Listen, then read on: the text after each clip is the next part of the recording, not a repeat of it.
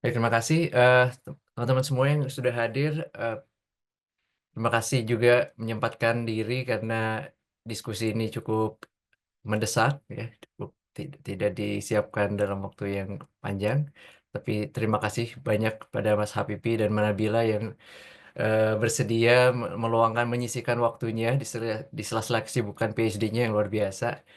Akhirnya kita bisa dapat momen untuk, menyampaikan hasil kajian kita ya, di waktu yang menurut saya tidak kalah penting gitu untuk kita bisa manfaatkan momennya karena adik-adik kita, ibu-ibu, bapak-bapak, semua yang ada di berbagai lokasi di Indonesia sedang, menyuarakan pendapatnya, menyuarakan apa yang menurut mereka, eee, perlu diperhatikan oleh pemerintah Republik Indonesia. Dan sepertinya kita tidak bisa juga, menahan diri ya untuk tidak menyampaikan sebenarnya apa yang sudah kita kaji gitu ya. Dan Doktrin UK sebagai salah satu organisasi kemahasiswaan di tingkat doktoral di UK, alhamdulillah juga sudah menghasilkan beberapa kajian, salah satunya dari cluster education. Dari sekian banyak cluster, ada satu produk, kajian yang sudah diterbitkan dalam bentuk policy brief. Dalam hal ini dipimpin oleh Mas Habibi dari University of Cambridge. Kemudian, nanti kita akan dengarkan juga, tanggapan dari Mbak Nabila. Faizal ini nama yang tidak asing untuk teman-teman yang bersemayam di dunia X atau Twitter. Beliau sangat aktif menyuarakan berbagai kepentingan publik, khususnya kepentingan, ketenagakerjaan dari perspektif hukum. Namun sebelumnya kita akan mendengarkan dulu nih, yang menemani kita Mbak Ike Diah Rahmawati, beliau dari University of Glasgow. Beliau merupakan Ketua Doktrin UK tahun 2024 sampai 2025. Eh, dalam waktu sekitar 5 menit, beliau akan menyampaikan mungkin sekiranya teman-teman yang baru tahu apa itu Doktrin UK hari ini, kita akan coba kenali lebih dulu ya. Silakan Mbak Ike. Ya, terima kasih, Kang Deden, buat perkenalannya. Mungkin, singkat aja, Kang Deden bisa oke oke. Jadi, salam kenal teman-teman. Jadi mungkin buat teman-teman yang, belum tahu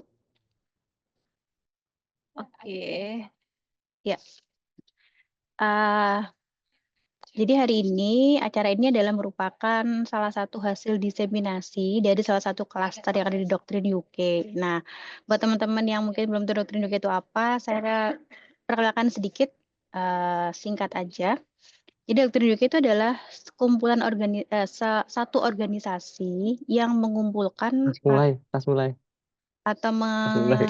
menghimpun seluruh mahasiswa doktoral Indonesia yang sedang studi di UK. Jadi Doktrin UK ini anggotanya cukup banyak, ada sekitar 700, sampai sekarang di WhatsApp group, yang kami punya tagar atau punya, slogan untuk selalu connect, collaborate, contribute. Nah, jadi teman-teman doktoral yang sedang studi di UK ini kami punya perkumpulannya, mungkin yang teman-teman tahu mungkin, PPI ya, tetapi di sini kalau Doktrin UK khusus spesifik untuk, mahasiswa PhD dengan tagar connect. Kami tersebar dari atas sampai bawah, dari Scotland, England, Wales, Cardiff, sampai ke bawah ada sekitar 700 dengan beragam research fokus yang berbeda. Mulai dari energi, entrepreneur, mental health, global health, machine learning, public policy, sustainability, environment, semuanya ada di sini. Dan ini struktur organisasinya mungkin bisa teman-teman lihat di website Doktrin UK langsung, dan keunikan di Doktrin UK adalah kami punya 27 klaster keilmuan, yang di masing-masing klaster itu berkumpul teman-teman PhD yang fokus risetnya sama. Jadi ada klaster feminisme, ada klaster marketing, ada klaster biomaterial, ada health sciences, dan salah satu klaster yang kali ini kami perkenalkan adalah klaster edukasi, yang baru saja mengeluarkan kajiannya berupa policy brief mengenai PISA score. Nanti kita akan dengarkan bersama-sama.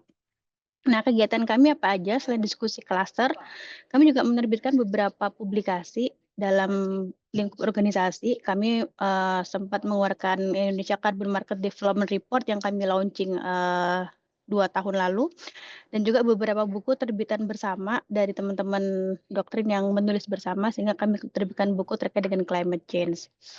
Dan juga, kami juga sempat berdiskusi dengan beberapa tokoh nasional yang kebetulan datang ke UK.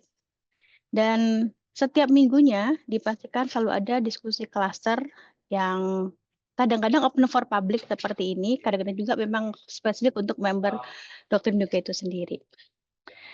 Silakan kunjungi website Doktrin UK untuk teman-teman yang butuh informasi lebih lanjut dan juga bisa follow Instagram kami. Oke, tanpa memperpanjang waktu, saya persilakan dan saya terima kasih banget buat Mas Habibi dan Mbak Nabilah yang meluangkan waktunya. Ini digorengnya mendadak ya, seperti tahu bulat, anget-anget ya. Masih winter di UK, semoga masih cocok. Paling nggak kita berusaha memberikan lilin di tengah tagar gelap yang kita lihat beberapa hari ke belakang di sosial media kita. Saya kembalikan ke Kang Deden. Terima kasih banyak Mas Habibi dan Mbak Nabila. Makasih banyak Baike atas perkenalannya dan terima kasih sudah memfasilitasi ini semua. Sekarang kita ke Mas Habibie. Sebenarnya apa aja sih yang harus kita perhatikan dalam policy brief yang sudah disusun oleh Mas Habibie nanti? Kami persilakan kalau Mas Habibie mau share screen. Oke, makasih Kang Deden. Makasih Mbak Ike. Dan teman-teman saya izin share screen.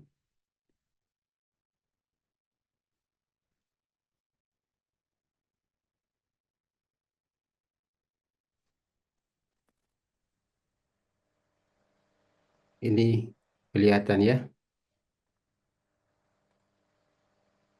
Sudah kelihatan Mas Oh, Habibie tapi belum di apa slideshow.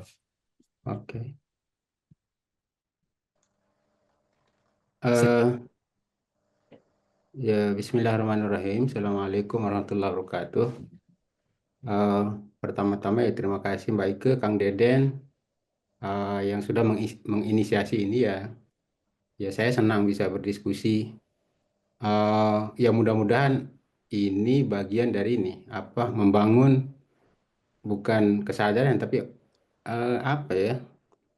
Oke lah, saya tidak punya pilihan bahasa lain. Awareness bersama terhadap mungkin salah satu hal yang partikular dalam konteks pendidikan Indonesia adalah bisa yang tidak jarang satu jadi jargon politis. Oh, bahwa skor kita sangat rendah, maka pendidikan kita rendah. Nah, oleh karena itu kita perlu melakukan ini dan seterusnya. Tapi semua itu memang itu adalah ya apa itu fact ya itu terjadi di Indonesia. Nah, dalam konteks itu kami di Cluster Education itu eh, sudah menyusun brief policy. Nah, oleh karena itu tadinya saya mau mendiskusikan tiga hal ini dengan asumsi bahwa teman-teman semua sudah membaca brief review. Sehingga pertama saya mau mendiskusikan mengapa brief policy PISA itu seperti itu. Lalu sekilas tentang substansi dari brief policy PISA yang kami rumuskan bareng teman-teman dan keterbatasan brief policy itu. Jadi semacam disclaimer. Tapi barusan mendengar Mbak Ika dan saya lihat teman-teman mungkin teman-teman belum sempat juga membaca brief review itu sehingga mungkin saya flashback ke eh, kenapa kami merumuskan itu mungkin sekilas. Nah, tapi kenapa pertanyaannya lah mengapa brief policy bisa kami rumuskan seperti itu ya konteksnya adalah karena ada dua pertanyaan berbeda. Kalau sebelum kami rumuskan pertanyaan, sebelum merumuskan brief review itu, pertanyaan di teman-teman itu adalah apa yang bisa kita kontribusikan dalam konteks pendidikan Indonesia saat ini. Nah, dalam konteks itu kita mencari tidak hanya PISA ya, ada beragam topik. Nah, lalu kita sampai pada oh ini ada sesuatu yang nampaknya serius dalam soal PISA. Nah, apa itu yang serius itu sehingga izin ini saya ubah skenario diskusinya. Saya mau, sorry, me- mengulas ini sekilas konteks nih. Mungkin teman-teman belum semua membaca brief review yang kami eh, apa namanya kami rumuskan. Nah, yang pertama ini adalah soal mungkin semua kita tahu bahwa ini loh gambaran skor PISA kita di Indonesia itu tidak pernah dia lebih dari 410.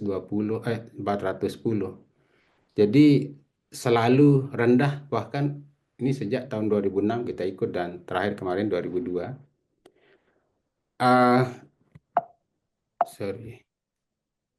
Nah, tetapi kalau secara tren global sih memang PISA itu trennya menurun ya. Jadi dari tahun 2006 data yang kami punya sampai 2002 itu memang secara internasional trennya turun. Tapi kita nggak terlalu pusing dengan ini. Ya karena itu konteks bangsa-bangsa kita ngelihat bangsa kita.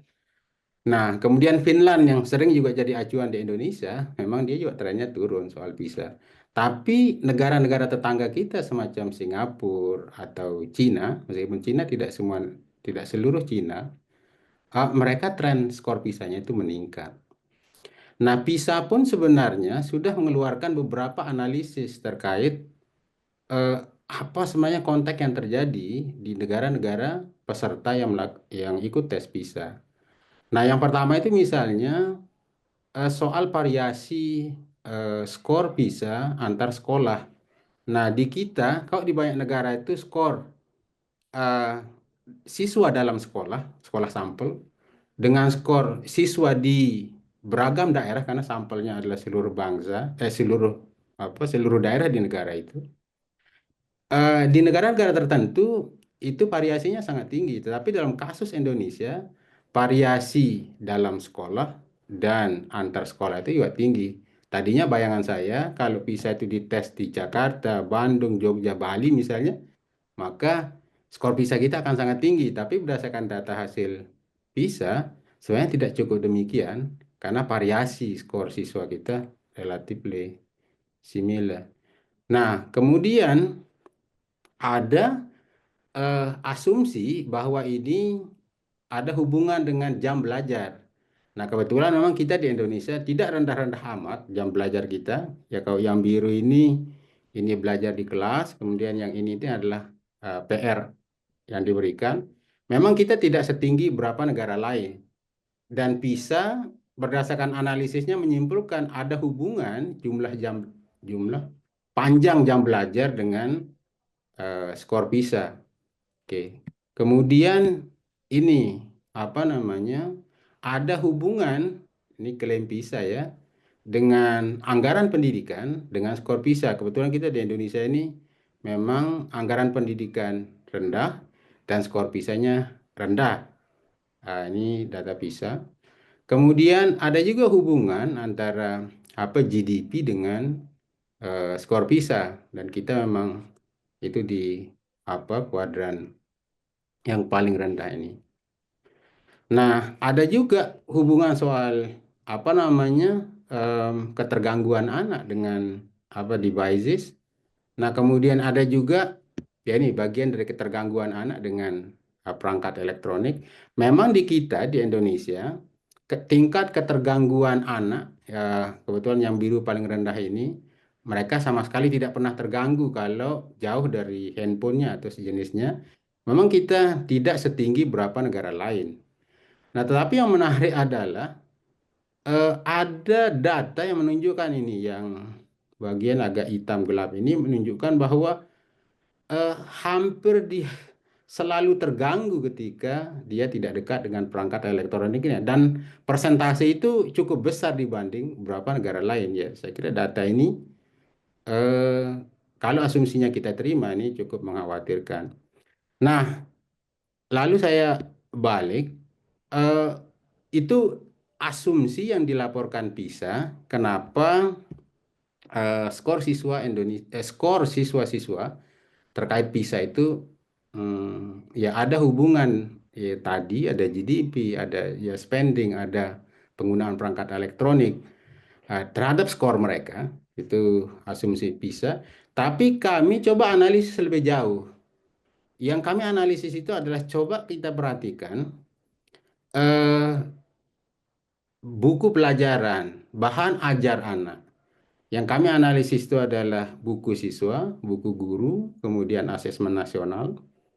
Nah, lalu kami temukan bahwa sebenarnya ada fenomena yang sangat unik Unik dalam pengertian, ini kalau kita bandingkan, ini untuk topik yang sama, ini soal PISA tahun 2002, kemudian ini materi ya statistika untuk konsep rata-rata ini sama ini di buku siswa kelas 8. Kalau teman-teman melihat, sebenarnya sangat kontras.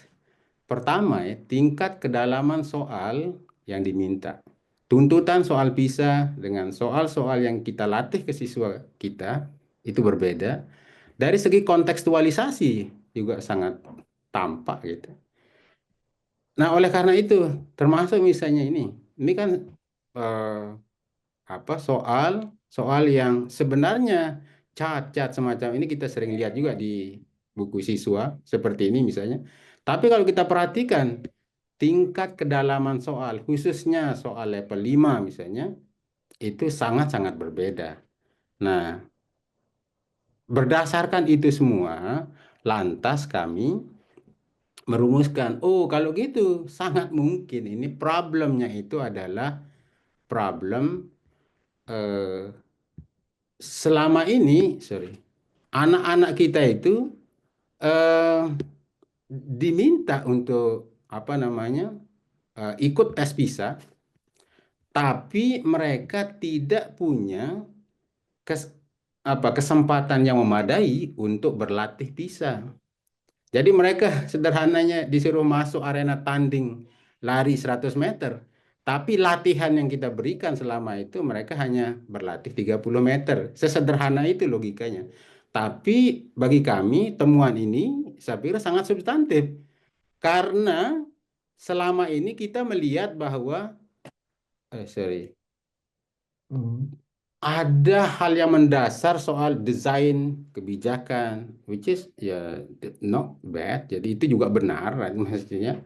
Tapi selalu problem utama yang kita lihat itu adalah soal bagaimana desain kurikulum dan seterusnya seterusnya. Dan sekali lagi saya tidak argue terhadap itu.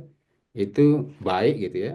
Tetapi tetapi berdasarkan temuan kami itu nampaknya ada hal yang selama ini kita dalam tanda kutip ya abaikan. Jadi ada hal yang mendasar, anak-anak harus masuk tes PISA, padahal mereka tidak pernah berlatih memadai ya untuk tes PISA. Jadi sesederhana itu konteksnya.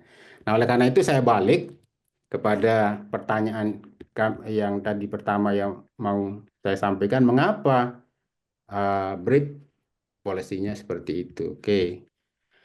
Nah, oke. Saya balik ke substansi ini. Itu konteksnya tadi saya sampaikan. Nah, lalu kami rumuskan brief policy itu. Nah, brief policy itu substansinya sebenarnya hanya, oke, sorry. Hmm, Nah, brief policy itu substansinya cuma ini, cuma dua sebenarnya. Yang pertama adalah karena begitu konteksnya, maka siswa perlu dong dibiasakan mengerjakan soal-soal yang setipe dan selevel PISA. Nah, lalu yang kedua, bagaimana caranya? Ini perlu dimulai sebagai kebijakan nasional. Satu, caranya pemerintah melalui institusi yang relevan itu mengembangkan soal-soal setipe dan selevel PISA. Lalu soal-soal tersebut dimuat di buku siswa, buku guru, asesmen nasional, dan seterusnya. Nah, sehingga bisa jadi pedoman guru atau mungkin orang tua atau pihak terkait dalam mengembangkan soal-soal serupa, sehingga sederhananya siswa kita itu punya kesempatan yang memadai untuk berlatih mengerjakan soal-soal PISA sebelum mereka bertanding. Sehingga asumsi, kalau klaim kami ya, kalau ini dilakukan, mungkin dalam 3 tahun itu skor siswa Indonesia di PISA itu akan sangat berbeda. Nah, lalu berikutnya, kenapa dia harus berupa brief policy? Kenapa? Nah, ini soal asumsi kami. Satu, ya negara punya kuasa. Atau mungkin tepatnya dia punya resources yang memadai. Mengembangkan soal itu bukan sesuatu yang selalu mudah dikerjakan. Oke, kalau mengembangkan sekali, oke bisa. Tapi untuk konteks PISA, karena tesnya setiap 2 tahun, maka kita tentu perlu mengembangkan soal-soal secara terus-menerus. Karena dia tidak bisa instan dan tidak bisa sesaat. Jadi dia harus berkesinambungan. Karenanya dia haruslah terinstitusionalisasi. Nah, dalam konteks itu, ya maka ini brief policy itu kami ya tawarkan ke ya pemerintah negara dalam konteks ini. Ya plus negara itu memiliki daya jangkau yang lebih luas, jadi impactful apa namanya konteksnya itu dapat. Nah lalu yang kedua, sebenarnya bukan hanya sepragmatis itu ya. Jadi kami merekomendasikan ini bukan semata-mata sangat pragmatis itu, tapi ada juga yang sangat substantif. Ini soal kebermaknaan dalam belajar. Yang kedua, kemampuan berpikir tingkat tinggi. Karena kalau kita perhatikan soal-soal setipe PISA itu kalau itu modal belajar anak, ya klaim kami adalah, asumsi kami adalah itu dapat membantu siswa untuk belajar substansi materi secara lebih baik. Teman-teman tadi lihat perbandingan soal PISA dengan soal latihan yang ada di buku siswa saat ini. Nah, kenapa demikian? Karena mengerjakan soal-soal semacam tadi, semacam PISA itu dapat melatih siswa untuk mengekstrapolasi pengetahuannya, keterampilannya dengan cara menerapkan pengetahuan dan keterampilan yang dia miliki dalam menyelesaikan masalah-masalah baru. Jadi novelty problem bukan hanya soal itu adalah soal yang dia sudah kerjakan pada latihan-latihan soal sebelumnya, itu bukan konteksnya itu. Jadi menerapkan pengetahuan yang dia miliki untuk menyelesaikan masalah baru. Oke, itu oleh karena itu kami merumuskan policy brief itu. Nah, yang terakhir, ini disclaimer. Pertama, kami menyadari bahwa substansi dari brief policy itu sangat-sangat spesifik. Jadi dia hanya mengadres ini loh persoalan yang nampaknya sangat mendasar kalau kita mau mengadres gap skor siswa Indonesia di PISA. Jadi kita harus brief policy ini hanya menawarkan yang signifikan, yang lebih impactnya yang kita kerjakan adalah harusnya kita memperbaiki soal-soal yang menjadi latihan anak-anak gitu. Sangat spesifik. Kedua, memang harus kami akui metodologinya nih terbalik. Terbalik dalam pengertian begini. Sempat diskusi dalam tim penyusun, harusnya yang kita tawarkan itu adalah mungkin bagaimana desain belajar yang lebih baik ke siswa, kurikulum dan seterusnya. Karena memang idealnya pengembangan dalam konteks ini ya soal itu kan harus kita lihat sebagai rangkaian utuh dari ya agenda besar tujuan pendidikan. Misalnya normalnya itu adalah itu disusun yang pertama itu tujuan pendidikan. Kita mau kemana sih? Siswa-siswa kita itu mau ngapain? Kita membayangkan bangsa ini akan punya sumber daya manusia seperti apa dengan wajah Indonesia seperti apa kan gitu idealnya. Nah, lalu berdasarkan itu diturunkan capaian-capaian pembelajaran yang bisa kita ukur, yang bisa kita address dalam bentuk-bentuk yang lebih spesifik. Nah, melihat tujuan besar dan capaian pembelajaran itu lalu kita mendesain ini loh desain belajar atau approach pembelajaran yang relevan untuk mencapai tujuan ini.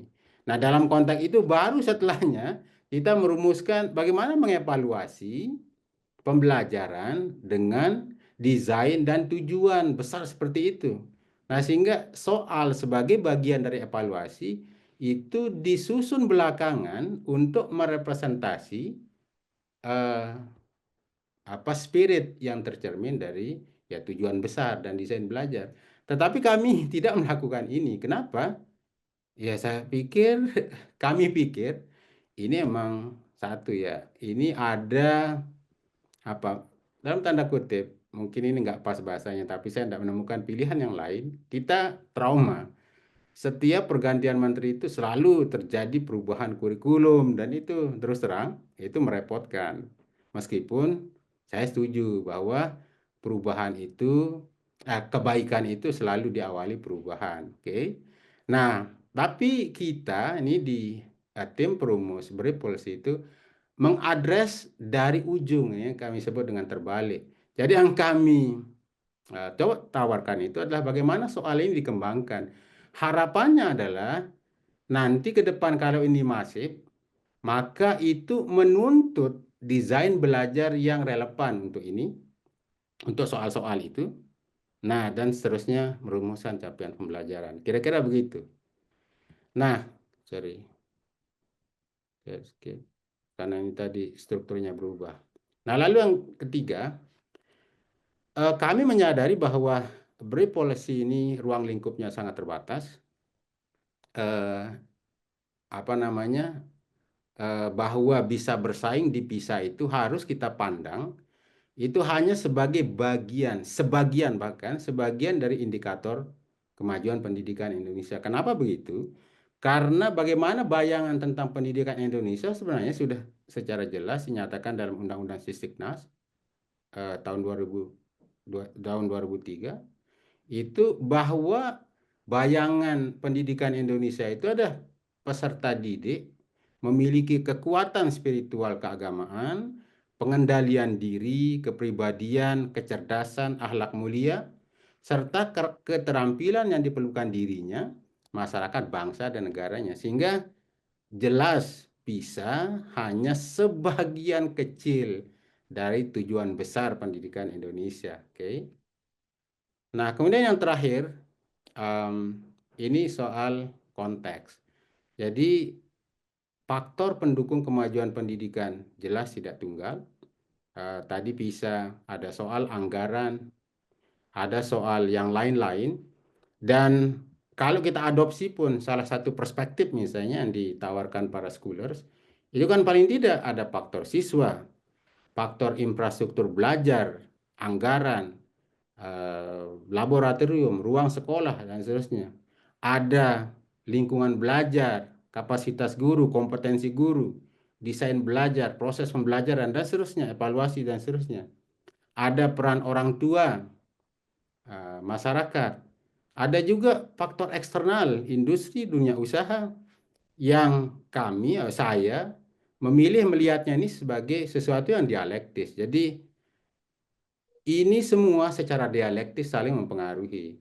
Betul bahwa kualitas pendidikan suatu bangsa itu akan menentukan seberapa maju bangsa, tapi saya tidak ingin melihat itu sesuatu yang deterministik, karena harus kita akui juga bahwa bagaimana kondisi dunia usaha, bagaimana kondisi research, itu juga akan sangat kuat pengaruhnya terhadap bagaimana kebaikan kualitas pendidikan kita di Indonesia. Nah, ini 4 hal ini juga membatasi brief policy PISA yang kami rumuskan. Mungkin itu pengantarnya Kang Deden. Terima kasih. Terima kasih banyak Mas Habibi, luar biasa. Kita jadi tahu betapa kompleksnya sebenarnya ya, melihat PISA, dan kehati-hatian tim Policy Brief juga untuk melihat solusi yang ditawarkan tadi ya, melihat mundur mulai dari instrumen evaluasi baru ke tujuan, satu pemikiran yang mungkin radikal ya, dan beberapa faktor tadi banyak juga yang sangat mempengaruhi bagaimana melihat PISA sebagai indikator kemajuan pendidikan, yang salah satunya kita sering dengar ya, kualitas guru dan infrastruktur pendukung lainnya. Ini tidak jauh dari persoalan ketenagakerjaan juga, bahwa guru, para pengajar, dosen itu pun punya permasalahan ya, di samping tadi sebagai para pendidik, mereka adalah para pekerja. Dan di sini nanti Mbak Nabila mungkin bisa memberikan perspektifnya ya Mbak ya. Ketika tadi Mas Habibie sangat menitik beratkan pentingnya kita melihat standar soal gitu, kompetensi siswa yang bisa diharapkan gitu ya untuk bisa tidak hanya bisa mendapatkan ranking tinggi yang lebih baik gitu ya dalam percaturan PISA internasional, tetapi di situ kita ingin punya suatu generasi yang dapat memecahkan masalah-masalah baru, punya kemampuan berpikir kritis. Tapi kita tahu untuk mencapai itu kita butuh guru-guru, kita butuh orang-orang di sekitar yang juga dalam kondisi yang memadai. Silakan Mbak Nabila, kira-kira komentarnya seperti apa? Terima kasih banyak Kang Deden, makasih banyak juga Mas Habibi tadi sudah share banyak tentang policy briefnya. Saya jadi belajar banyak karena jujur aja saya bukan orang dengan background pendidikan, jadi saya belajar banyak dari polisinya. Tadinya saya janji sama Kang Deden saya nggak mau pakai presentasi, tapi saya takut kebanting sama Kang Habibi gitu. Tadi udah share banyak, jadi saya juga izin share screen. Cuman ini aja em, sharing beberapa poin biar nggak kemana-mana. Saya suka sekali jujur saja em, dengan judul diskusi kita pada pada sore hari ini karena judulnya edukasi dan efisiensi. Em, Dua hal yang belakangan ini sedang banyak sekali dibicarakan, jadi mudah-mudahan kemudian bisa menarik lebih banyak orang untuk tertarik untuk diskusi bareng. Saya harus disclaimer dulu, perkenalkan nama saya Nabila. Saya di sini mahasiswa tahun keempat di Queen Mary University of London. Riset saya soal gender and gig work. Jadi riset saya memang soal gender dan ketenaga kerjaan. Background saya adalah dosen hukum ketenaga kerjaan di Fakultas Hukum UGM. Saya orang Jogja. Salam kenal untuk teman-teman yang mungkin baru pernah kenal di sini. Um, karena background saya ini, saya harus disclaimer dulu bahwa saya sebenarnya tidak punya kapasitas untuk memberikan masukan atau memberikan tanggapan dari sisi pendidikannya gitu, karena saya sama sekali nggak punya background di sisi pendidikan. Maka, tapi untungnya dari policy briefnya cukup banyak isu ketenaga kerjaan yang bisa saya kasih masukan gitu, karena kalau nggak kayak gitu saya akan menolak karena saya merasa saya nggak cukup punya kompetensi untuk memberikan masukan ke policy brief yang sudah bagus sekali dari Kang Habibi tadi. Jadi itu sedikit disclaimer dari saya nggak akan mengomentari yang bagian teknis pendidikannya, tapi kalau misalnya saya boleh capture gitu ya dari rekomendasi strategi peningkatan skor PISA yang disampaikan di policy brief, kan di situ ada 5 poin yang disampaikan oleh teman-teman klaster edukasi, yaitu soal instansi pemerintah yang pengampu bidang pendidikan untuk dapat menyusun dan mengembangkan soal-soal latihan setipe dan setingkat soal PISA, memuat soal-soal latihan tersebut ke buku referensi pembelajaran, memberikan porsi waktu yang cukup untuk siswa berlatih soal-soal PISA. Pemerintah mendorong dan memfasilitasi pelatihan-pelatihan guru yang melatih mereka untuk mengembangkan soal-soal setipe yang setingkat PISA dan memberdayakan komunitas guru dan penggiat pendidikan untuk mengoptimalkan proses pengimbasan penguasaan soal PISA. Saya nggak akan mengomentari yang bagian 1 sampai 3 karena saya nggak punya kapasitas untuk memberikan masukan soal itu, tapi saya akan memulai diskusi ini untuk fokus ke dalam poin keempat dan poin kelima yang disampaikan oleh policy brief ini. Karena saya senang sekali karena yang diberikan highlight tidak hanya dalam konteks substansi gitu ya, ada banyak masalah dengan kurikulum kita, sudah disampaikan juga oleh Kang Habibi tadi, tapi yang juga tidak kalah penting adalah mendiskusikan soal bagaimana sebenarnya pendidikan ini dijalankan. Karena kan pendidikan itu, yang mendidik anak-anak kita di sekolah itu kan bukan robot ya, yang mendidik anak-anak kita di sekolah itu kan manusia, yang mana ada isu kesejahteraan yang tidak bisa dipisahkan ketika kita membicarakan soal kita mau meningkatkan pendidikan kita. Ya, kita mau meningkatkan pendidikan, caranya gimana? Salah satunya cara yang disampaikan di policy brief ini adalah memastikan bahwa guru-guru kita punya kualifikasi untuk bisa mengajarkan kita anak-anak kita soal-soal yang lebih bagus, kemudian memberdayakan guru dengan lebih baik. Dan ini mau tidak mau kalau dari kacamata ketenaga kerjaan tidak bisa dipisahkan dari kesejahteraan orang yang melakukan pekerjaan itu. Dalam hal ini adalah kesejahteraan guru. Karena sulit sekali untuk bisa kemudian mendorong atau meminta guru untuk bisa melakukan hal-hal luar biasa gitu ya, hal-hal yang kita ingin meningkatkan kapasitas mereka tanpa kemudian memastikan bahwa perut mereka tidak lapar, tanpa kemudian memastikan bahwa ketika mereka pulang ke rumah mereka nggak harus mikir besok makan apa, anak-anak saya bisa bayar sekolah atau enggak, anak-anak saya bisa bayar UKT atau enggak. Itu dua hal yang sama sekali nggak bisa dipisahkan gitu. Terutama lagi-lagi nih dari kacamata bias saya sebagai orang ketenaga kerjaan ya, itu dua hal yang menurut saya tidak bisa dipisahkan gitu. Jadi ketika kita membicarakan kualitas pendidikan, kita tidak bisa memisahkannya dari kualitas guru atau kualitas pendidik, tapi ketika kita membicarakan kualitas pendidik, kita juga tidak bisa memisahkan isunya dari kesejahteraan guru dan kesejahteraan pendidik. Nah, ini yang kemudian menjadi menurut saya menjadi penting gitu untuk kita highlight karena diskusi ini juga dikaitkan dengan isu efisiensi yang belakangan ini rame gitu ya. Karena kan salah satu isu efisiensi yang akhirnya mendorong teman-teman mahasiswa beberapa hari ini rame turun ke jalan adalah efisiensinya terjadi di beragam hal, dan kita bukan mau bilang bahwa efisiensi adalah selalu hal buruk gitu, karena bisa jadi memang ada banyak hal dalam spending belanja kita yang perlu untuk diefisiensi. Tapi ketika kita membicarakan soal efisiensi pendidikan, ini adalah sesuatu yang perlu efisiensi anggaran pendidikan ini adalah sesuatu yang perlu sangat hati-hati gitu untuk dibicarakan, karena bahkan dengan anggaran pendidikan kita yang sekarang pun yang sebelum mengalami efisiensi, let's say misalnya sampai tahun lalu itu kan anggaran pendidikan kita masih belum mengalami efisiensi.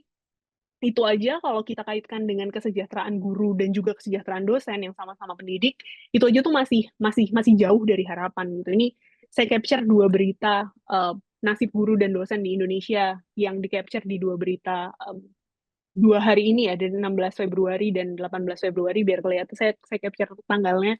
Saya hobinya nge-capture berita, karena kalau nge-capture berita itu cara paling mudah untuk tidak UU ITE. Ini saya kasih tip and trick untuk tidak UU ITE. Jadi salah satu cara termudah untuk tidak untuk terbebas dari UU ITE adalah kita capture berita, karena berita itu kan terlindungi dalam konteks kebebasan pers ya. Jadi kalau kita meng-capture berita tuh lebih mudah untuk bisa melindungi diri dari UU ITE. Ini salah satu tips and trick saya menyebarkan berita-berita di sosial media. Jadi kembali ke isu nasib guru dan dosen di Indonesia, ada dua berita besar yang saya capture, satu dari Kompas, satu dari Tempo. Yang satu membicarakan soal kuota PPG guru yang dipangkas dalam kaitannya dengan efisiensi anggaran, dan yang satu pembicaraan soal Tukin 2025 yang masih menunggu persetujuan Presiden. Jadi mungkin bagi teman-teman yang belum tahu, saya harus membicarakan guru dan dosen karena kebetulan ini dua hal yang lagi rame, dan mudah-mudahan ini jadi kesempatan kita untuk bisa mendiskusikan itu juga. Kalau kita bicara soal kesejahteraan guru itu adalah masalah yang sudah berpuluh-puluh tahun dibicarakan dan belum selesai gitu ya. Ada banyak sudah bisa dengan mudah kita mencari berita-berita permasalahan soal kesejahteraan guru, yang mana terutama guru-guru yang lagi-lagi ada kaitannya dengan status guru yang berbeda-beda. Jadi mungkin ada sebagian guru yang sudah cukup sejahtera, tapi ada banyak sekali guru yang juga tidak sejahtera, terutama ketika gurunya misalnya belum dapat sertifikasi dan dia belum dapat sertifikasi profesi guru, dan dengan adanya efisiensi yang menyebabkan kuota PPG guru kemungkinan akan dipangkas, maka harapan untuk kesejahteraan guru sepertinya kesejahteraan guru membaik sepertinya akan makin jauh gitu dari kenyataan.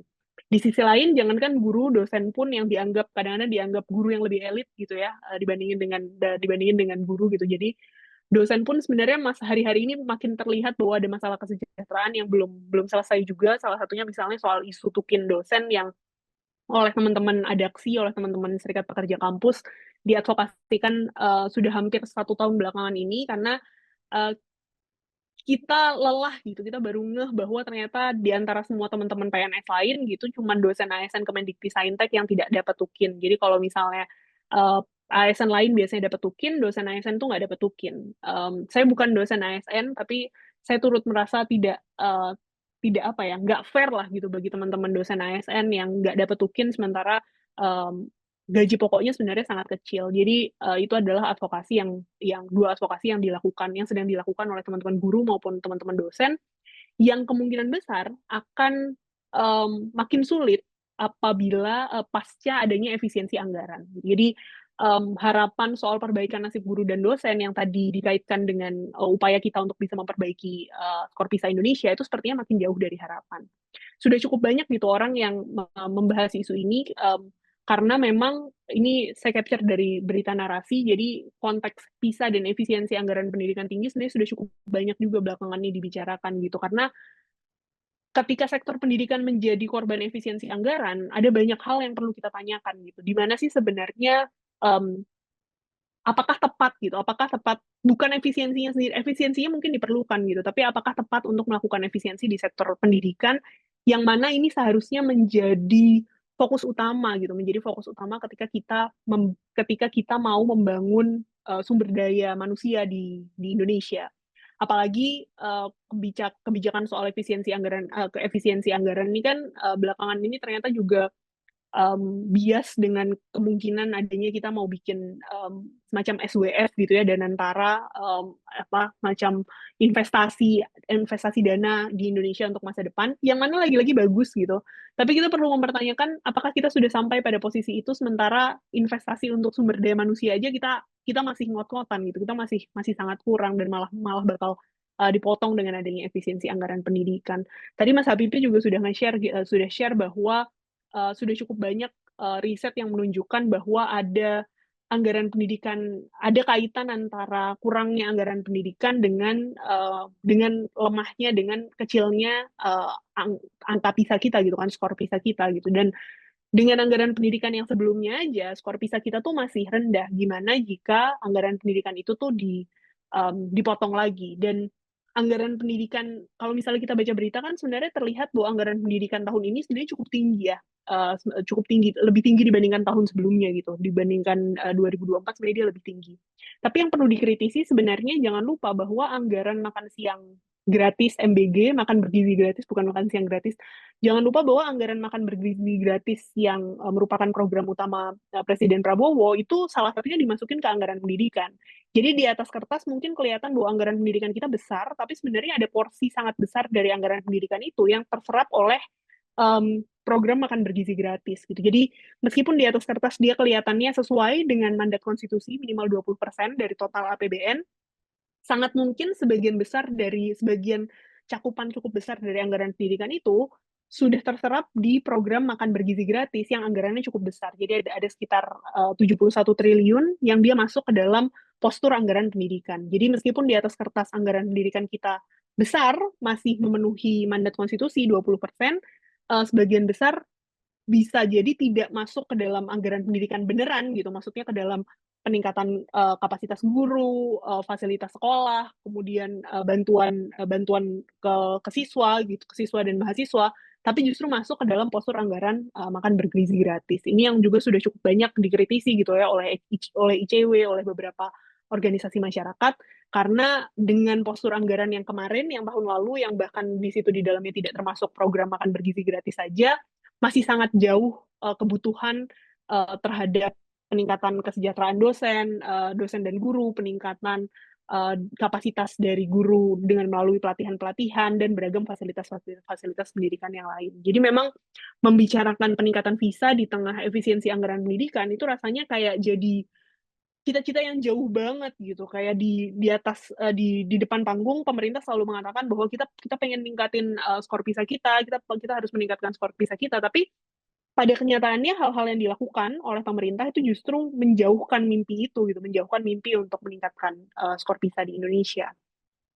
Itulah kenapa akhirnya seperti yang tadi saya sampaikan gitu, belakangan ini mahasiswa dan rakyat gerah gitu kan, karena merasa bahwa kalau misalnya kayak gini pendidikan Indonesia bisa gelap nih, nggak cuma pendidikan doang, tapi Indonesia yang lain juga bisa gelap gitu. Jadi pemangkasan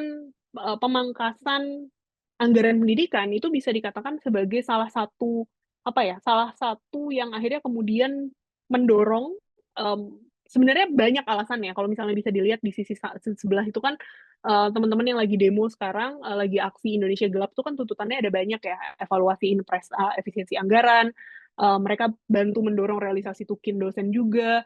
Tapi salah satu yang kemudian akhirnya membuat mahasiswa merasa bahwa this is the time untuk turun ke jalan dan menyuarakan sesuatu, karena memang adanya rencana pemangkasan anggaran pendidikan yang sangat mungkin berpengaruh untuk mereka dan juga orang-orang lain gitu, dan just doesn't make sense lah rencana pemangkasan anggaran ini tadi. Jadi kalau teman-teman banyak mendengar soal aksi Indonesia Gelap yang sekarang sedang digaungkan di banyak sosial media, itu memang tidak bisa dipisahkan dari masih rencana sebenarnya, karena semuanya sekarang masih sedang diketok gitu. Tapi kan kita sama-sama tahu kalau misalnya nggak diramein, kemungkinan pemangkasan itu akan sangat mungkin untuk dilakukan dan terlaksana gitu. Makanya kemudian ini adalah waktu yang tepat untuk menyuarakan keanehan rencana-rencana ini gitu. Jadi kalau misalnya ada teman-teman klaster pendidikan gitu ya merasa bahwa doesn't make sense memotong anggaran pendidikan di saat kita lagi pengen meningkatkan skor PISA kita, maka ini adalah waktu yang tepat untuk membicarakan itu, karena mumpung belum diketok gitu kan. Karena kalau misalnya udah diketok ya udah, kita harus menunggu 1 tahun lagi atau bahkan 5 tahun lagi, karena kita nggak tahu sebenarnya efisiensi anggarannya akan berjalan sampai kapan. Jadi memang rencana pemotongan anggaran, lagi-lagi kalau misalnya dikaitkan dengan diskusi kita, memang rencana pemotongan anggaran kita tuh menjadi membuat mimpi terhadap peningkatan pendidikan, peningkatan sumber daya manusia, peningkatan skor visa, apapun yang ada kaitannya dengan peningkatan mutu pendidikan itu menjadi makin jauh gitu. Karena ya bagaimana mungkin kita mengharapkan itu ketika anggaran pendidikannya aja dipotong. Jadi itu yang kemudian kalau saya pribadi kemudian merasa sangat penting untuk kita bersolidaritas terhadap isu terhadap aksi Indonesia Gelap yang sedang dilaksanakan oleh teman-teman di Indonesia gitu. Karena kita di Inggris gitu ya nggak bisa ikutan. Karena kenapa saya ngomong ini, karena tadi malam saya terketuk sekali dengan ini, kayaknya saya kasih satu, udah mau habis ya waktunya ya, satu lagi nih. Saya Karena terketuk sekali masih ada dengan 5 menit. nggak, saya 1 menit aja. Udah terlalu banyak kompornya gitu ya. Jadi saya terketuk sekali kemarin di-share sama mahasiswa gitu. Jadi kebetulan ada mahasiswa saya nge-share poster yang merah putih itu yang panggilan untuk dosen. Dia bilang besok, karena kebetulan aksi Indonesia Gelap di Jogja hari ini bukan besok. Jadi tanggal 20 ini Jogja memanggil tuh hari ini, mereka di Malioboro. Dan saya di-share gitu ya poster ini, mereka bilang ayo Mbak ikutan, karena kayak dia nggak tahu kalau saya lagi nggak di Jogja. Karena selama ini tuh kalau misalnya dosen tuh kita suka main aman gitu ya, kita cuman suka ngasih semangat doang, semangat semangat gitu. Mereka bilang ini bukan waktunya kita cuma ngasih semangat Mbak, saya nggak cuma perlu dikasih semangat, saya butuh teman-teman dosen Mbak dan Mas dosen tuh ikutan kami di jalan gitu. Terus saya minta maaf karena saya nggak bisa ikut karena saya lagi nggak di Jogja gitu. Saya bilang saya cuma bisa nge-share ini, jadi ini sebagai bentuk tanggung jawab moral saya untuk membagikan ini juga ke teman-teman. Mungkin ada yang lagi-lagi kita semua di sini sama-sama nggak bisa ikut, tapi nggak ada salahnya untuk apa ya, turut bersolidaritas dengan cara cari tahu atau mungkin ngobrol dengan orang di sekitar kita. Siapa yang tahu kita kemudian bisa mengajak orang-orang di sekitar kita untuk lebih aware terhadap isu ini, terutama ketika kita aware bahwa ini akan menjadi masalah di kemudian hari gitu. Jadi mumpung ini masih ada waktu untuk kita bisa mendorong pemerintah untuk nggak melakukan pemotongan anggaran pendidikan, mendorong pemerintah untuk nggak melakukan hal-hal yang akan memperburuk kondisi pendidikan kita. Ini adalah waktu yang tepat untuk melakukan ini. Karena kebetulan aksi di Jogja udah hari ini, tapi kalau yang aksi di Jakarta masih besok. Jadi kalau misalnya ada yang mau ngajakin dan mau ikut sharing gitu ya, besok ikutan gitu. Ini waktu yang tepat untuk ngajakin teman-teman yang mungkin masih penasaran sebenarnya ada isu apa sih, ada kaitan apa sih antara Indonesia Gelap dengan efisiensi dan anggaran pendidikan.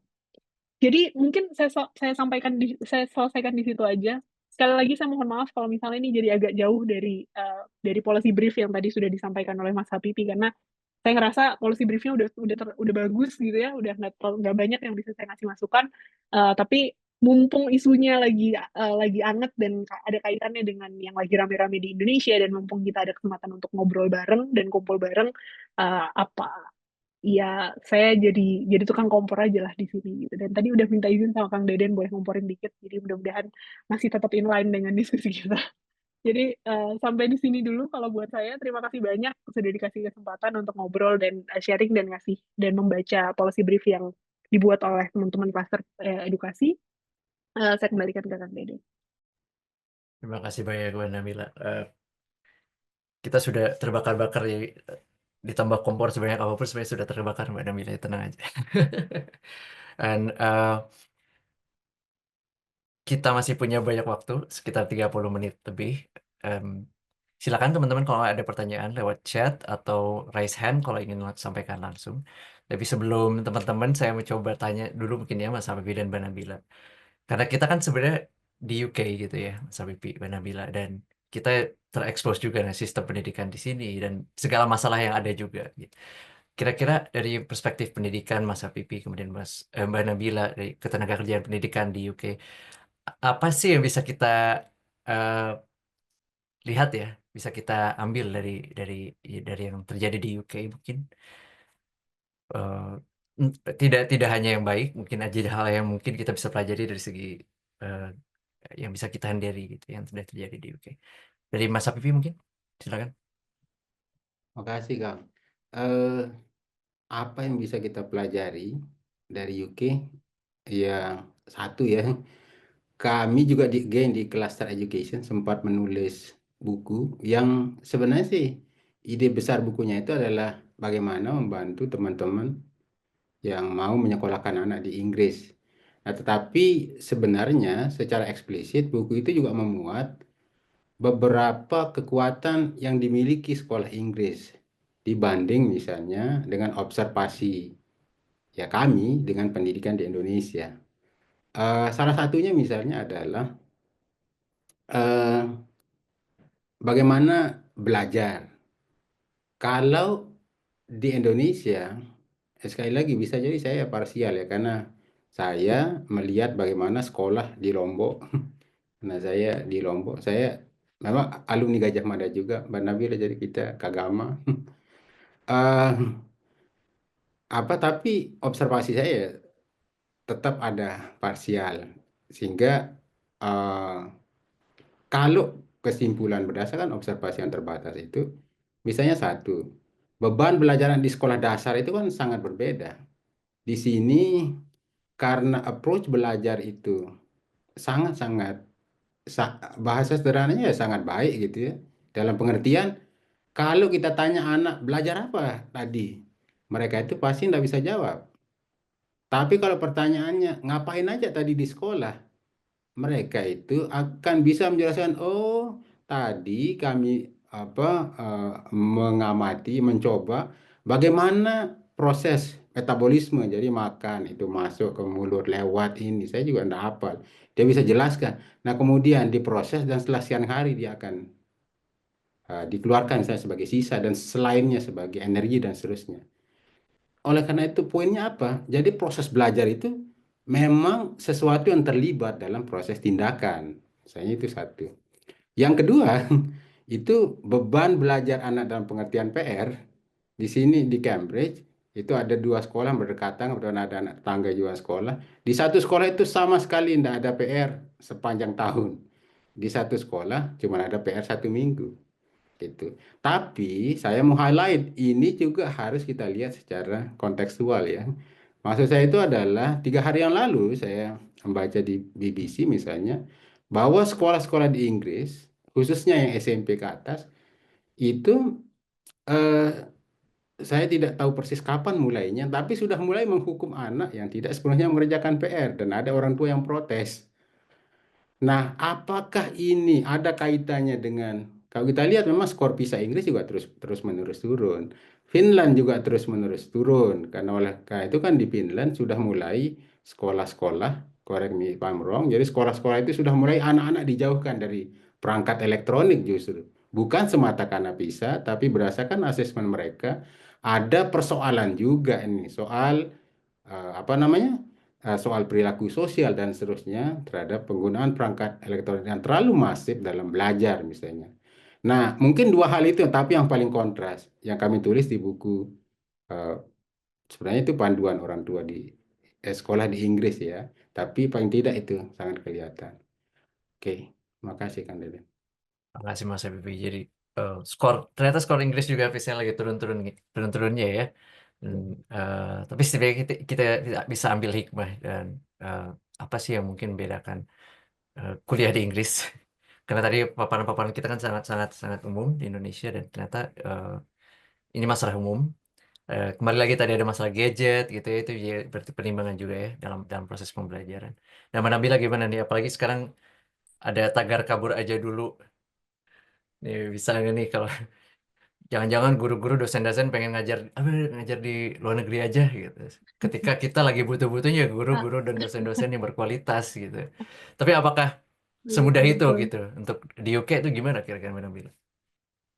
Kalau berefleksi dari kalau dalam konteks pendidikan dasar ya, saya berefleksi ini sebagai orang tua sebenarnya karena saya juga jadi belajar soal pendidikan dasar di UK gara-gara punya anak yang masuk ke reception gitu kan. Jadi kan harus mempelajari kondisi pendidikan dasar di sini. Yang bisa saya pelajari sih sebenarnya justru menurut saya hal penting yang bisa jadi takeaway jika dibandingkan dengan Indonesia adalah betapa public school itu bisa berkualitas gitu. Karena di Indonesia kan masih ada anggapan ya. Saya nggak tahu kalau di kota lain, tapi saya cenderung berkaca pada yang terjadi di Jogja, Sleman gitu kan. Karena saya orang Jogja, masih semacam ada bahkan di kota yang katanya kota pendidikan aja masih ada pandangan bahwa sekolah negeri itu terutama SD ya.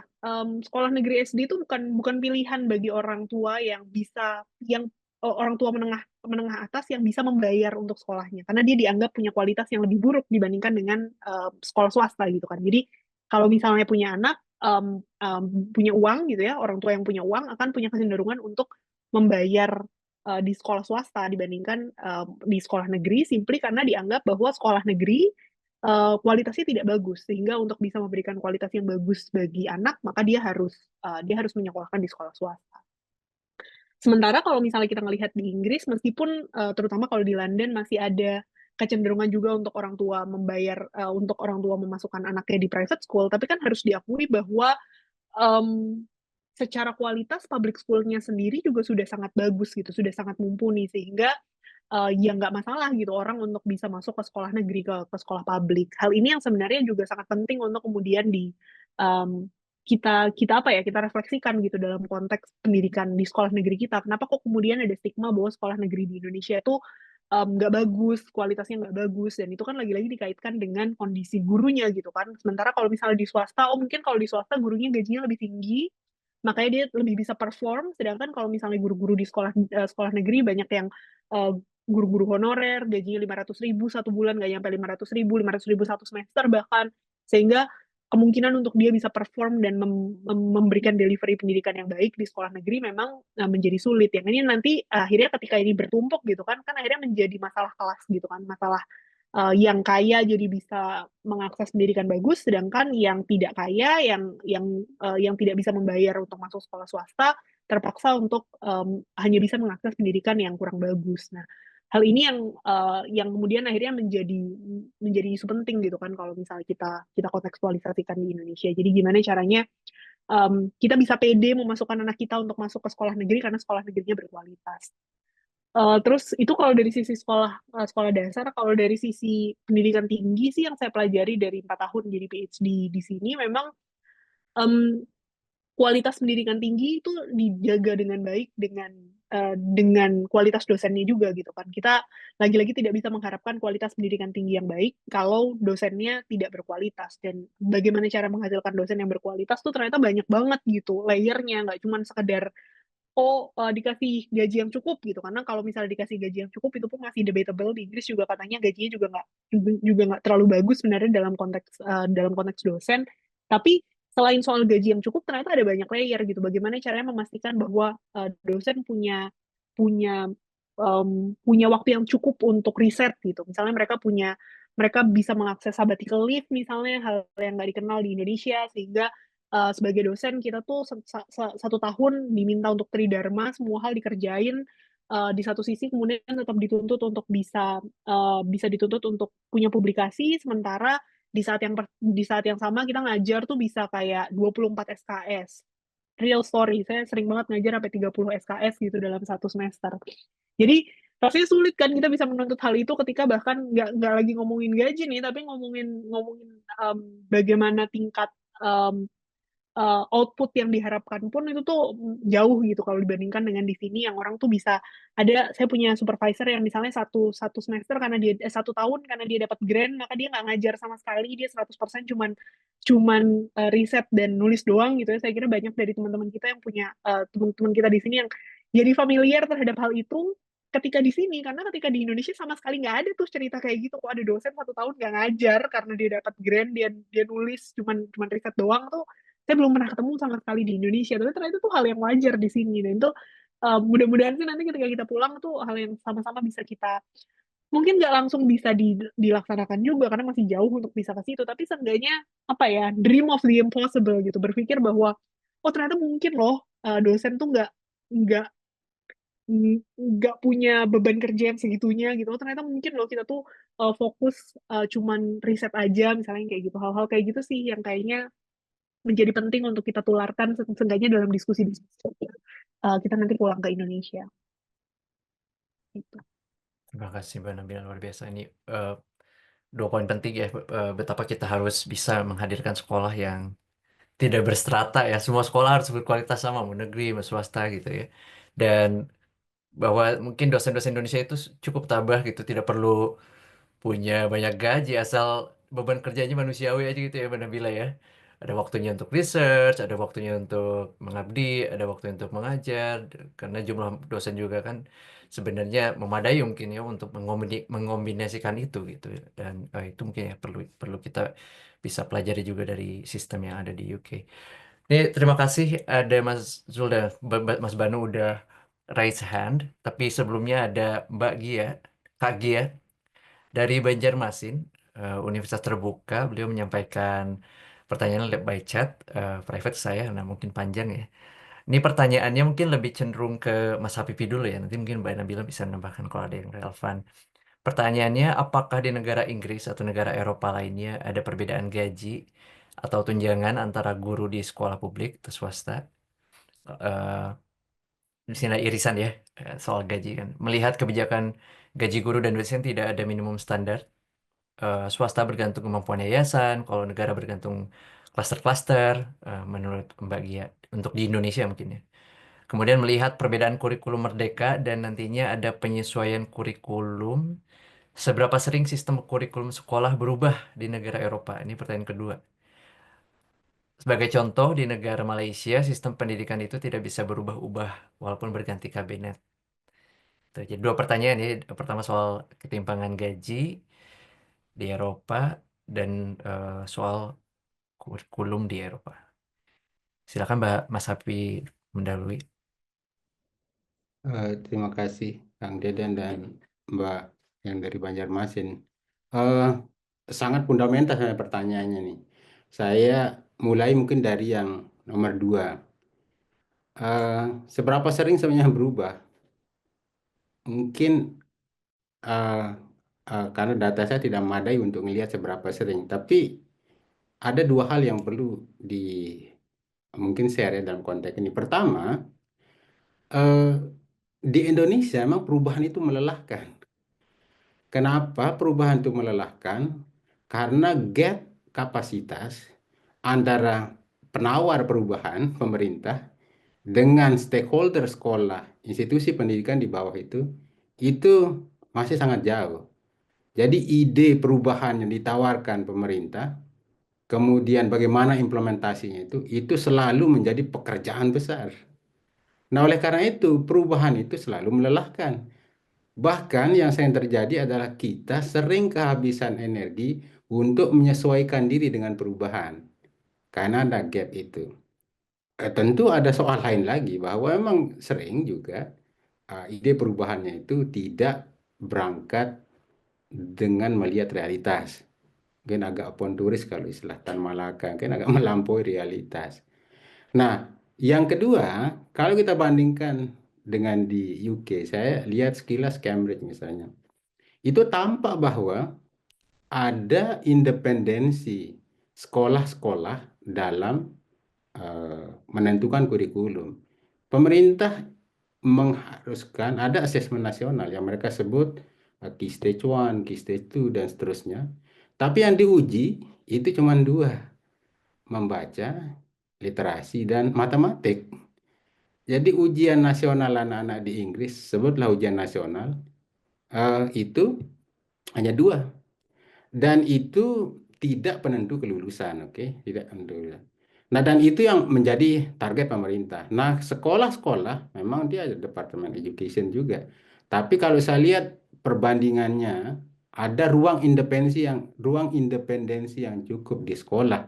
Bagaimana menerjemahkan ini? Nah, itu yang pertama. Nah, tapi kok debate-nya tidak panjang dan itu bisa terjadi. Nah, ini yang saya pikir ada kesinambungan kapasitas dan gagasan. Jadi ada kesamaan persepsi ini. Bagaimana melihat ya desain belajar di sekolah dan dari pusat, sebutlah dari pemerintah. Itu satu hal. Kedua, memang independensi itu juga tidak hanya berlaku soal UK dengan sekolah-sekolah, tapi pengalaman kami kemarin menulis buku yang di-sharekan Deden itu ternyata perbedaan sistem di Scotland, karena UK atau Inggris dalam bahasa Indonesia itu sebenarnya ada gabungan dari 4 negara ya, ada Scotland, ada Wales, kemudian ada England yang paling besar, itu beda-beda. Jadi termasuk menentukan kapan libur dan seterusnya. Di Scotland anak-anak cenderung libur lebih awal, dibanding di England misalnya. Nah, kemudian juga termasuk ya bagaimana kebijakan makan gratis. Nah, itu juga sangat bergantung pada kemampuan dan keuangan sekolah.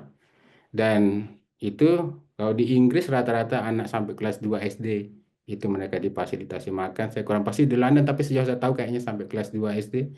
Tapi kalau di Scotland bahkan katanya sampai SMP dan SMA kalau dalam ukuran Indonesia. Nah, poin saya adalah perubahan-perubahan itu dia terjadi juga di sini. Bahkan misalnya dalam kasus perguruan tinggi, di sini bahkan kalau saya bandingkan dengan case Indonesia, kok terlihat lebih sederhana menghapus program studi misalnya. Kalau di Indonesia rumit banget, bagaimana menghapus program studi, dosen-dosennya mau dikemanain dan seterusnya, bagaimana mereka? Tidak sesederhana itu. Tapi kalau di sini merubah program studi, memberhentikan dosen dan seterusnya itu sesuatu yang terlihat biasa dalam iklim akademik. Ya, atau dosen pindah-pindah karena gajinya tidak cocok. Nah, itu sesuatu yang terbiasa. Nah, tetapi adaptasi itu menjadi bukan sesuatu yang sangat problematik karena minimnya gap persepsi dan kapasitas antara pengambil kebijakan, bentuk kebijakan diambil dengan ya pengimplementasi kebijakan. Itu yang pertama. Nah, kemudian yang terkait pertanyaan pertama, gaji, saya pikir Mbak Nabil yang lebih punya banyak data terkait itu karena kajiannya tadi soal ketenaga kerjaan. Eh, tapi satu hal yang saya observasi kasar saya yang di Barat ini adalah sebenarnya oke, gap pendapatan itu terjadi antar profesi, tetapi eh, a- eh, bahasa yang paling sederhananya adalah kalau di Indonesia itu tampak banget gaji guru, gaji apa namanya pekerja di sektor lain itu tampak banget. Guru PNS dengan non PNS tampak banget. Tapi kalau di Barat gap itu tampak apa ya? Mungkin agak blur dalam pengertian yang standar ya karena ada kawan yang dia NTT. Nah, kebetulan dia sering ke komplek kami, bersih-bersih dan seterusnya. Dia cerita, ada kawan yang satu bekerja di nurse, jadi perawat, bahkan dia gajinya bisa lebih besar dari itu gitu. Nah, poin saya adalah bahwa soal gaji di sini, oke, kalau kita bandingkan dengan negara kita, jelas standarnya berbeda, jadi layak. Tetapi mereka juga debate kok, karena pengalaman saya, pengalaman teman saya yang kuliah di salah satu universitas di sini di Inggris, dia di tahun kedua itu harus mengalami kondisi di mana dua supervisornya harus keluar dari universitas. Kenapa? Kemungkinan besar case-nya adalah ketidaksepakatan gaji gitu. Nah, artinya ada juga soal isu itu. Meskipun mereka mungkin berdebatnya di puncak bukit atau puncak gunung. Tapi kalau kita berdebat soal gaji, kelayakan gaji itu masih di dasar lembah. Mungkin itu isunya. Saya kembalikan Kang Deden ya. Makasih, Mas Habibie. Mbak Nabila gimana nih soal ketimpangan gaji? Kalau saya jujur nggak tahu ya, Kang. Saya belum pernah riset juga soal gaji perbedaan gaji private teacher dan public teacher school di sini. Tapi kan kalau misalnya di Inggris tuh memang dia itu rata-rata, saya yakin pasti ada perbedaan. Meskipun saya belum pernah riset spesifik soal itu, saya yakin ada perbedaan. Tapi secara general sebenarnya harusnya perbedaannya tidak terlalu signifikan. Karena sebagian besar gaji, jadi kalau misalnya di Inggris itu selain dia punya upah minimum yang berlaku general, sebenarnya kan sebagian besar banyak upah minimum yang berlaku itu sektoral. Jadi kayak upah minimum sektor pendidikan bagi guru itu ada sendiri. Makanya kalau misalnya yang upah minimum untuk dosen gitu kan yang di yang di yang apa nih namanya? Yang negosiasi, yang nego itu kan UCU misalnya, serikat dosen. Nanti yang serikat guru juga dia nego base salary untuk guru itu seperti apa. Jadi meskipun ada perbedaan, seharusnya tidak terlalu signifikan dan harusnya tetap di atas dari base salary yang memang sudah nggak cuma refer ke minimum gajinya ya, tapi juga minimum gaji di sektor tersebut karena serikatnya sudah cukup kuat sehingga mereka bisa bernegosiasi untuk minimum gaji per sektor. Itu sepanjang yang saya tahu. Jadi kalau misalnya secara spesifik saya nggak bisa jawab. Makasih banyak Mbak Nabila. Izin Memang, tambahan ke Kang Deden oh sebagai silakan Mas Pepi. di Cambridge misalnya 2 tahun lalu apa tahun lalu ya itu terjadi penundaan wisuda mahasiswa. Problemnya sederhana, ujian mahasiswa belum dikoreksi. Para korektor itu mogok. Kenapa? Karena mereka menuntut kenaikan gaji, tetapi ya oleh kampus itu belum diakomodasi, sehingga mahasiswa bahkan termasuk kena dampak mahasiswa teman-teman kita di Indonesia S2 di sini mereka tertunda wisudanya karena belum bisa diputuskan dia wisuda karena ujian mereka belum dikoreksi. Nah, poin saya adalah case-case seperti ini tidak hanya terjadi di bangsa kita ya, meskipun tuntutan mereka itu ya kalau kita bandingkan nominal ya jelas ini tidak ekivalen ya, tetapi kalau dari segi subjektif kebutuhan masing-masing sebenarnya mereka juga berpersoalan di sini. Ya, mungkin itu tambahannya Kang Den. Ya, apalagi ya Inggris pun tidak sedang baik-baik saja ya untuk soal ekonomi dan pendapatan. Dan tadi Bagia sempat memberikan tanggapan juga via chat pribadi. Mungkin kita akan review nanti di akhir, tapi saya akan bacakan dulu sebelum kita nanti masuk ke Mas Zulfikar dan Mas Banu. Bahwa tadi ketika Mas Pepi meng-highlight beberapa penilaian ujian nasional itu tidak menjadi penentu kelulusan, itu sudah diterapkan atau menurut Bagia di Indonesia. Dan namun hasilnya ada ini efek sampingnya ada paksaan katrol nilai sehingga nilai tinggi itu diobral. Bahkan IPK tinggi sudah hal biasa, namun ternyata waktunya tidak sebagus dengan hasil nilainya ya, tidak sebanding. Ini kira-kira pandangannya gimana? Nanti mungkin di akhir ya kita review bersama-sama. Selanjutnya kita persilakan Pak Zulfikar dan Mas Banu untuk menyampaikan pertanyaannya bergantian langsung ya. Silakan Mas Zulfikar. Oke, makasih Kang Deden. Salam buat Mbak Nabila dan Mas Hafipi. Saya Zulfikar, kebetulan dari Leicester. Saya dosen di salah satu perguruan tinggi di Indonesia, di Pontianak tepatnya. Hal yang menarik yang tadi sebenarnya yang sebenarnya cukup menjadi pertanyaan saya dan sering menjadi bahan diskusi saya, terutama dengan anak saya, adalah adanya degradasi terkait dengan pemilihan sekolah seperti yang tadi di di Rising Facts by Mbak Nabila. Eh, Generasi saya nggak tahu apakah ada yang segenerasi sama saya, kita masih cenderung atau saya nggak tahu apakah ini pergeseran dari customer behavior atau pergeseran dari supply and demand terkait dengan sekolah tadi. Kita saya itu SD, SMP, SMA di negeri dan merasa masih bisa bersaing dengan mereka yang di swasta dan bahkan eh, di era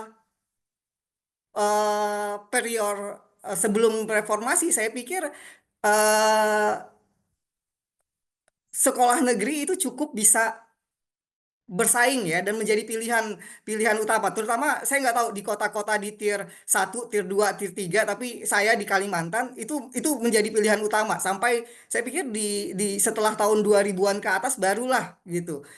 Ketika komersialisasi pendidikan di mana nggak tahu juga hal-hal lain ya termasuk kebijakan zonasi yang sekarang dan nggak tahu ya jadi mungkin yang jadi pertanyaan saya ada tidak concern dari teman-teman atau mungkin dari teman-teman ini ya teman-teman cluster education yang mungkin bisa memberikan apa ya pencerahan gitu. Kapan sih degradasi ini terjadi gitu? Terkait dengan shifting dari atau apakah ini karena ekspektasi yang berubah dari kita selaku orang tua murid begitu ya terkait pemilihan sekolah ini sehingga shifting dari pendidikan yang yang di-provide oleh publik ke pendidikan yang di-provide oleh private sector gitu. Mungkin itu aja sih. Itu juga menjadi concern saya karena saya juga anak saya SD-nya di swasta gitu ya. Dan memang itu kenapa ya nggak seperti dulu zaman kita dulu gitu. Kita berlomba-lomba untuk masuk ke negeri. Eh, dan dan itu menjadi prestis tersendiri bagi kita sampai dengan kita SMA bahkan gitu. Oke, gitu aja Kang Deden. Makasih Mbak Nabila dan Mas Habibi. Makasih Pak Zulfikar. Mas Banu silakan. Oh ini ya, apa? Sebentar. Ini dulu ya, saya langsung nanya juga ya, Kang Deden ya. Ya, silakan Halo tes, langsung ditanya. oke, suaranya udah kedengeran ya? Sudah. Oke, sip ya. Salam kenal Mas Habibi, Mbak Nabila ya. Ini saya sebenarnya ada dua hal. Yang pertama sebenarnya curhat juga ya, keresahan saya juga maksudnya akhir-akhir ini, karena saya juga sebenarnya dosen juga. Tapi saya ngerasa kok, ya memang pas saya masuk dosen kan, oh ternyata ya maksudnya ya kita, karena banyak kita tahu ya dosen kan, kita tahu bahwa pengajar Indonesia itu kan standar penghasilannya belum, maksudnya inilah apa namanya, eh kalah lah dibanding dengan karir lainnya gitu kan ya. Makanya banyak pengajar kita, dosen kita kan yang punya pekerjaan lainnya gitu kan.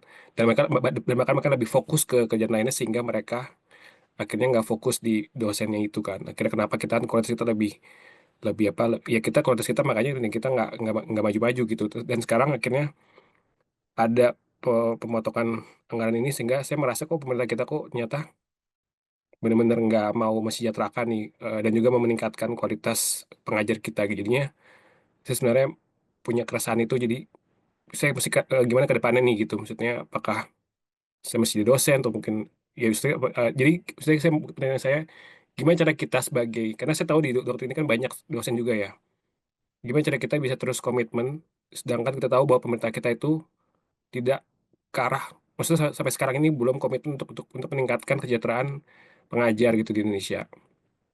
Itu pertama. Yang kedua sebenarnya tadi juga ngeliat ini ya, policy brief dan juga penelitian. Ya kan sekarang juga saya menanya terkait AI, kan AI itu kan sekarang juga lagi apa, rising ini ya, maksudnya tren. Dan saya melihat kan ada shifting education, maksudnya shifting behavior apa pengajaran ya. Dan juga maksudnya anak-anak belajar kan lebih percaya sama AI gitu, nanya lewat ke ChatGPT segala macam. Nah, apakah ini bisa membantu kualitas atau malah malah jadinya anak lebih nggak percaya sama pengajar, jadi lebih percaya sama AI gitu. Itu mungkin saya mau tanyakan. Terima kasih. Terima kasih banyak Mas Banu. Ini 3 pertanyaan mungkin langsung diborong ya sama Mbak Nabila dulu, kemudian Mas Habib. Ini pertanyaan pertama soal degradasi pilihan sekolah negeri. Beliau berhipotesis kalau terjadi nih sekitar 2000-an ada komersialisasi nih, neoliberalisasi gitu ya, ada zonasi pula gitu ya. Jadi mulai semakin tidak menarik sekolah negeri bagi orang tua. Kemudian standar penghasilan yang kurang dari Mas Banu ya, sehingga ada kerjaan sampingan ya, apakah fenomena yang eh, bagus atau tidak ya, mungkin pendapat dari Mbak Nabila dan Mas Habibie. Dan terakhir AI bagus atau tidak. Silakan Mbak Nabila. Oke, terima kasih banyak pertanyaannya. Pertanyaan Mas Zulfikar ini menarik karena itu juga sebenarnya pertanyaan saya sebagai orang tua gitu ya.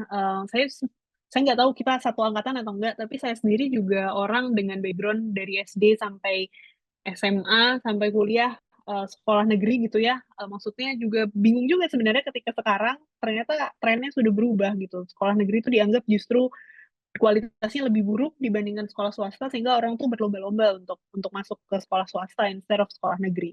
Kayaknya sekarang kalau universitas belum, jadi universitas negeri itu masih masih ada prestisnya, tapi nggak menutup kemungkinan juga ini juga akan berubah juga gitu karena buktinya waktu yang sekolah dasar tuh kayak gitu kan, dulu kan kita beranggapan sekolah negeri lebih bagus dari sekolah swasta, sekarang ternyata kita beranggapan bahwa sekolah swasta tuh lebih bagus dari sekolah negeri.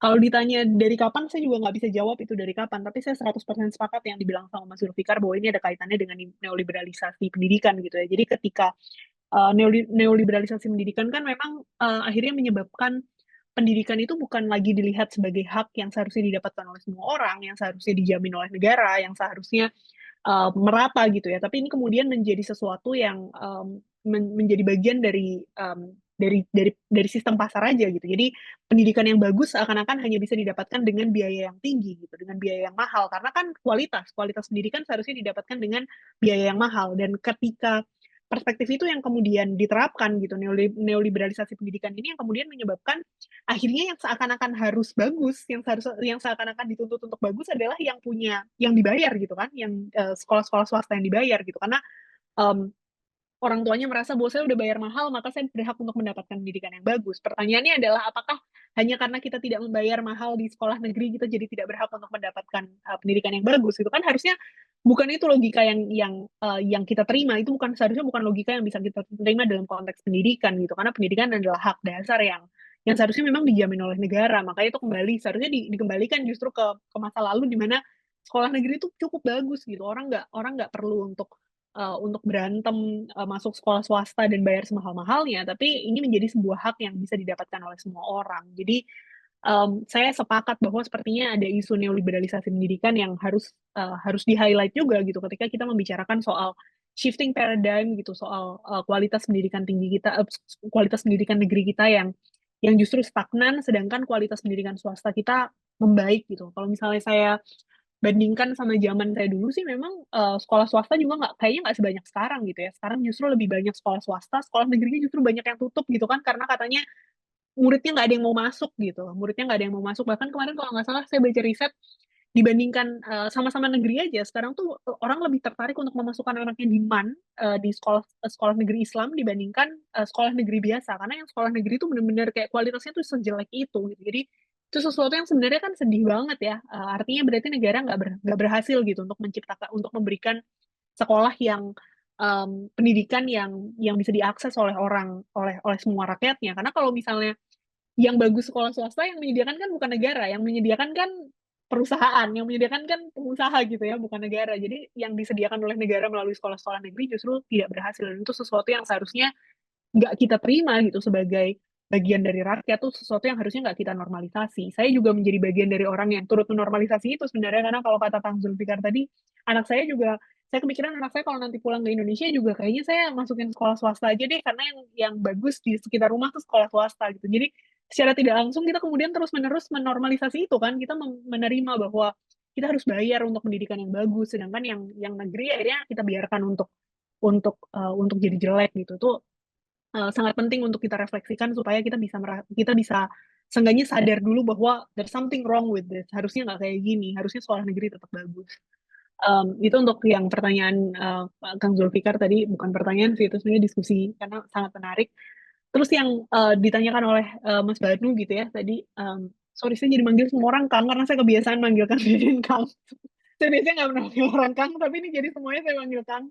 Karena kayak agak aneh, satunya dipanggil Mas, satunya dipanggil Kang. Jadi kita universal semuanya saya panggil Kang Zulfikar dan Kang Banu dan Kang Habibi gitu. Santai-santai, Mbak ya. Jadi kalau tadi yang ditanya soal, saya senang banget karena akhirnya dari sini ketahuan bahwa banyak teman-teman doktrin itu sebenarnya sama-sama dosen gitu ya. Banyak dari kita yang dosen karena saya jadi punya kesempatan untuk mempromosikan identitas lain saya, yaitu sebagai pengurus Serikat Pekerja Kampus. Mudah-mudahan nanti kapan-kapan kita punya kegiatan bareng doktrin supaya bisa ngobrol lebih serius soal ini. Tapi mudah-mudahan ini menjawab keresahan yang tadi disampaikan oleh Kang Banu gitu. Karena saya kira Kang Banu bukan satu-satunya orang yang punya keresahan ini. Ada banyak sekali dosen di Indonesia yang punya keresahan yang sama dengan yang tadi disampaikan oleh Kang Banu, bahwa gaji kita, kesejahteraan kita, kalau misalnya bergantung pada penghasilan kita sebagai dosen, itu sangat jauh dari cukup gitu. Sehingga lagi-lagi kita menormalisasi dosen itu melakukan pekerjaan-pekerjaan lain kan. Kita selalu bilang bahwa oh ya nggak apa-apa lah gaji kita sebagai dosen 3 juta, 3,5 juta, tapi kan proyekan kita banyak. Kita punya banyak proyekan yang lain. Kita melakukan proyek-proyek yang nilainya ratusan juta, nilainya 1M, 2M gitu. Sehingga kemudian kita menormalisasi ini. Padahal yang kita lupa bahwa ini sebenarnya menunjukkan ekosistem yang buruk terhadap pendidikan kita kan. Kita membiarkan dosen digaji rendah gitu, dan kemudian seakan-akan membiarkan dia untuk ya nggak apa-apa lah, dosen kan bisa cari makan sendiri, dia bisa mendapatkan penghasilan yang lain gitu.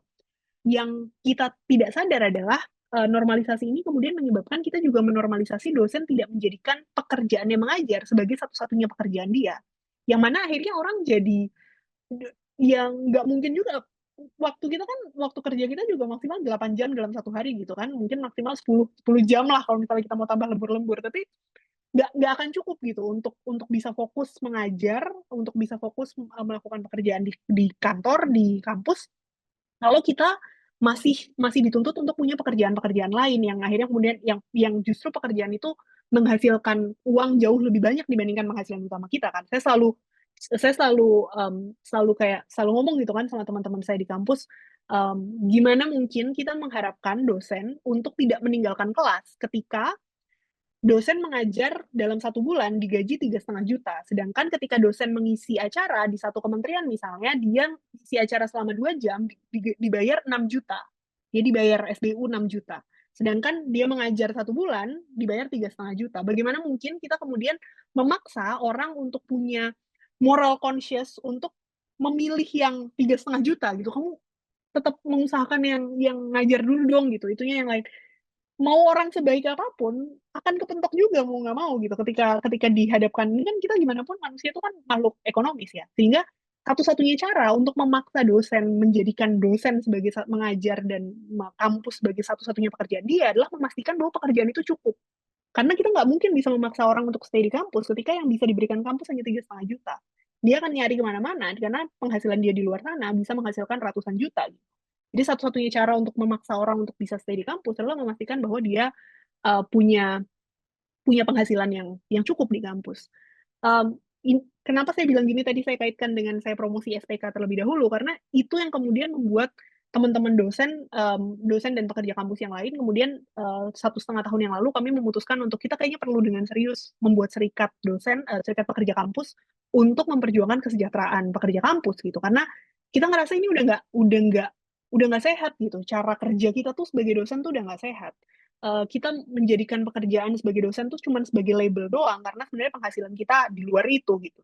Sementara kita juga menyadari bahwa nggak semua orang punya privilege yang sama untuk bisa mendapatkan penghasilan di luar kan. Ada banyak sekali ternyata teman-teman yang nggak punya proyek, yang apalagi dosen-dosen muda yang dia udah nggak dapet tukin tadi kan, udah nggak dapet tukin, dosen PNS 80% dari gaji awal 3 juta jadi gajinya 2,8 juta, harus bertahan hidup selama 1 tahun, kayak nggak masuk akal loh kita membiarkan ini terjadi, apalagi dosen-dosen ini adalah lulusan S3 luar negeri misalnya, yang seenggak-enggaknya kita misalnya, sebagian dari kita misalnya dapat beasiswa, stipend aja jauh lebih tinggi dibandingkan itu. Padahal di sini kita belajar, sementara di Indonesia kita kerja. Masuk akal nggak sih kita lebih tersiksa ketika kita kerja dibandingkan ketika kita belajar di sini? Kan nggak masuk akal gitu. Jadi pertanyaannya seperti yang disampaikan oleh Kang Banu tadi itu menjadi sangat masuk akal. Orang jadi bertanya, gue balik nggak usah jadi dosen aja kali ya. Mungkin udah nggak waktunya kali aku stay jadi dosen.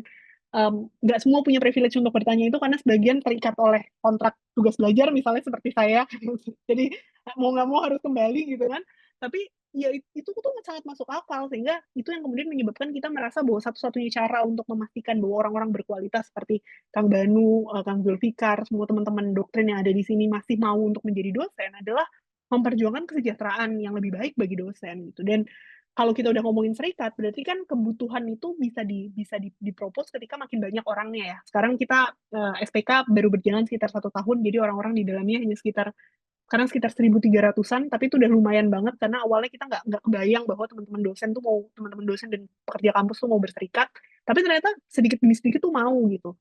Sekarang ada Adaksi juga yang memperjuangkan tukin ASN, kita juga ikut support di situ, yang mudah-mudahan sih ketika ini gerakan ini makin besar ya, terbukti gitu bersepuluh tahun, bertahun-tahun dosen ASN nggak dapat tukin, ketika akhirnya dosen mau bergabung, mau menuntut itu dan mau turun ke jalan, mau bikin demo, gerak juga kan akhirnya gitu. Belum pasti dapat sih, cuman kan seenggaknya jadi udah mulai diusulkan, udah mulai diomongin, udah mulai merasa bahwa oh iya ternyata kita belum, jadi artinya tuh mungkin gitu.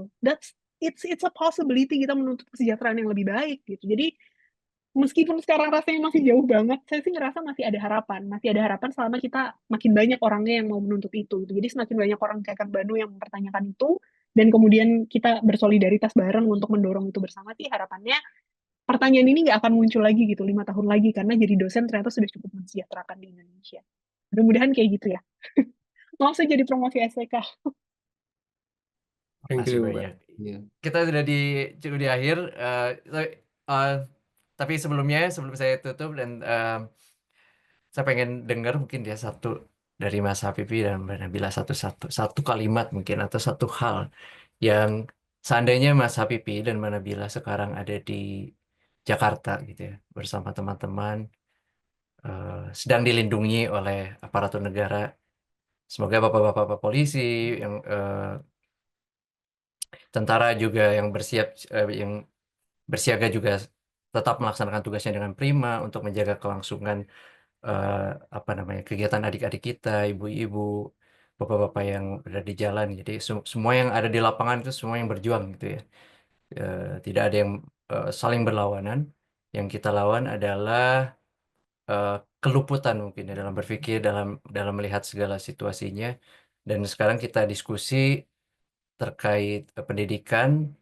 Mas Habibi dan Mbak Nabila, apa yang akan ingin disampaikan satu hal bila sedang di Jakarta? Mungkin dari Mas Habibi.